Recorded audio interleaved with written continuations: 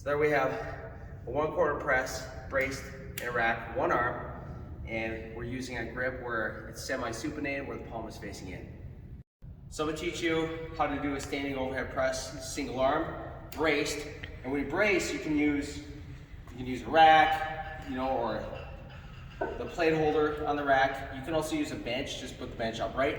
Really a wall, anything that you can brace against. But what we do is whatever hand is pressing, you're gonna brace with the opposite hand. The pressing arm, usually you're gonna do a little bit better with a split stance where you're literally half a step. You're about half of your foot's width, the right foot, whatever arm is pressing. And then from there, you gotta brace your glutes, brace your abs real tight. And usually you're gonna wanna step and swing. So if the weight's heavy, you're gonna need to get a little momentum to drive that weight up. So if it's the right side, I'm gonna step and swing with my right foot, bring it back.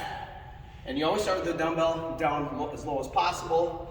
And you're gonna do your press up and in, down and out. When you press, you always keep your elbow underneath the load. You don't want your elbow behind the load because then you're gonna press up and forwards. The weight should go in a straight line.